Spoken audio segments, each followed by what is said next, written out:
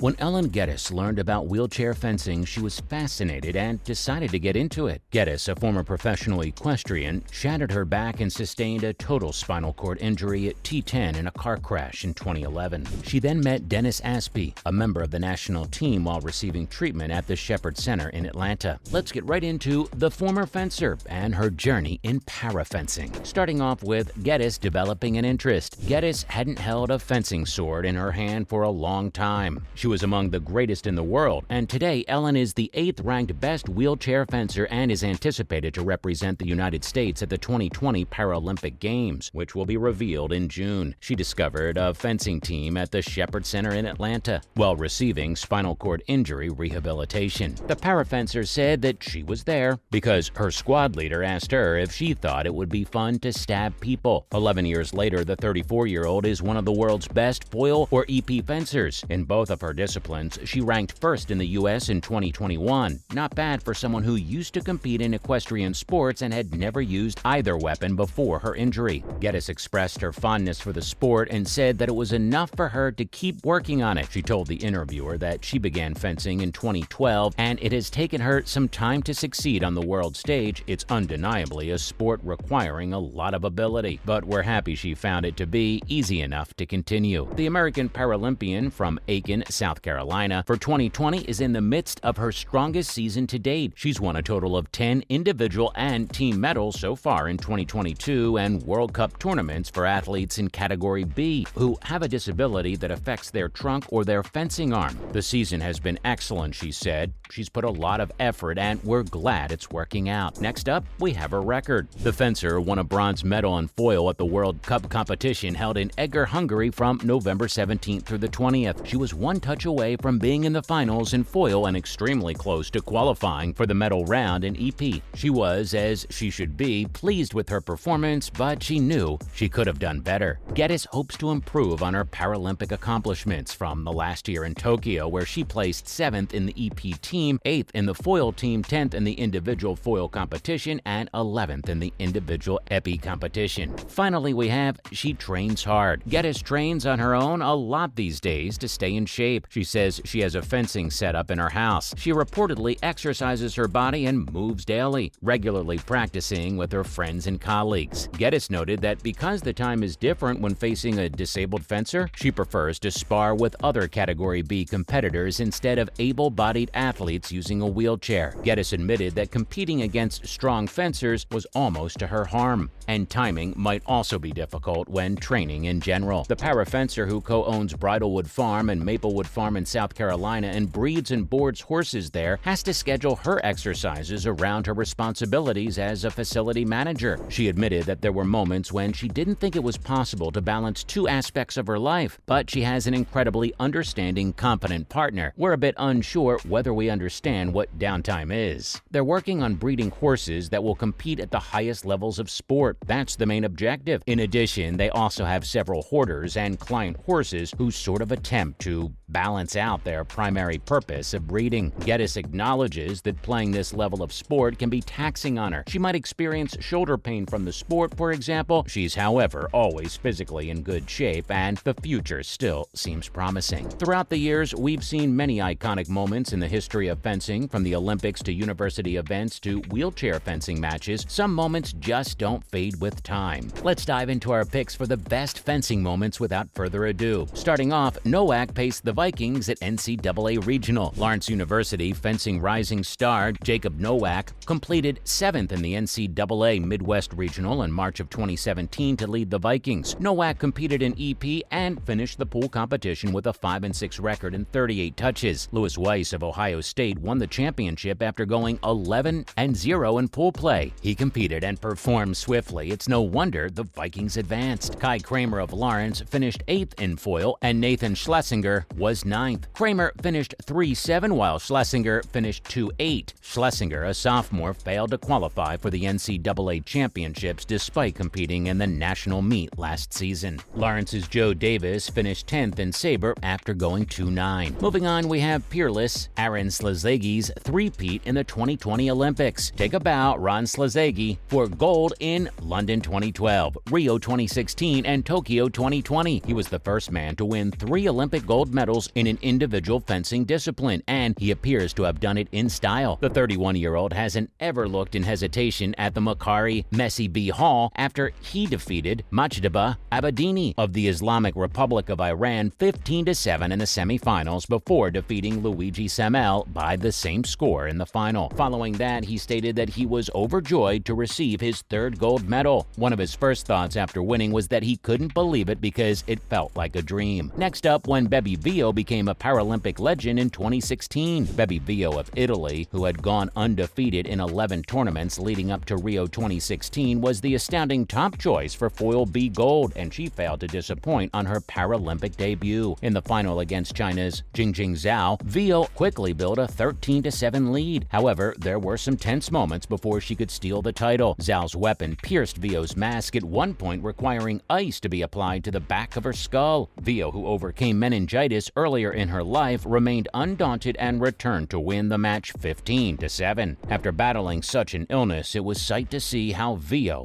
regained her fame and status as a champion. Moving along, when Lee Kiefer made history at the Olympics. Sli Ji was not the only person making history in Tokyo. Lee Kiefer of the United States won her and Team USA's first individual foil medal by defeating ROC's reigning Olympic champion Ina Deriglazova. Kiefer ripped off her mask, screaming, "Oh my God!" after winning a closet contest 15-13. This was the 27-year-old's third Olympic Games, but it was her first gold medal. Kiefer and her husband, Garrick Meinhardt, both wound up on an Olympic podium. Meinhardt was a member of the United States men's foil team and won bronze in Tokyo. Next up, when Schlesinger and Davis helped the Vikings at the MFC Championship. Lawrence University was led by Nathan Schlesinger and Joe Davis, who both finished sixth in the individual event at the Midwest Fencing Conference Championships at Ohio State University on Saturday. Schlesinger won 3 foul bouts before losing 15-18 to Stas Studelavsky of Ohio State in the quarterfinals. Schlesinger advanced to the quarterfinals by defeating Michigan State's Nicholas Jenkins 15-8, Cleveland State's Logan Eskew 15-5, and Case Western Reserve's Jared Payne 15-4. Davis also won 3 saber matches before losing 15-3 to Ohio State's Frederick Koch in the quarterfinals. Davis defeated Denison's Dylan Tallman 15-0, Toledo's Khaled Abdul-Halim 15-8, and Wayne State's Michael Karpinski 15-10. Next in line, when Yu Chu Yi emerged as a Paralympic champion. Yu Chu Yi of Hong Kong burst onto the scene in 2004 with her Paralympic debut. Yu, a bone cancer survivor, discovered wheelchair fencing while in rehab, and her talent shone through when she won 4 gold medals in individual and team foil and EP Category A. She went on to compete in Beijing 2008, London 2012, and Rio 2016, winning 7 more medals, 3 of which were gold, and she's still aiming for her 5th Games in Tokyo next year. And lastly, when Katrina Lehis aided in putting Estonia on the map. After 2 massive victories, we may well see several more Estonian fencers at the Paris Olympics in 2024. First, Katrina Lehis went on to win Estonia's first ever individual Olympic fencing medal, a bronze medal in individual women's EP, before leading the women's EP team to their first ever Olympic fencing gold medal. It was Estonia's first Olympic gold medal in 13 years and the first since Beijing in 2008. Women's EP team gold was won by Katrina Lehis, Julia Beljajeva, Erika Kiripu, and Arina Embrich in a 36-32 victory over the Republic of Korea at Makuhari Messe, and no tears flowed. Well, that's a wrap for this video. So what was your favorite moment of fencing? Let us know in the comments below. Also, make sure to give this video a thumbs up and subscribe to our channel for more videos like this, and we'll see you in the next one.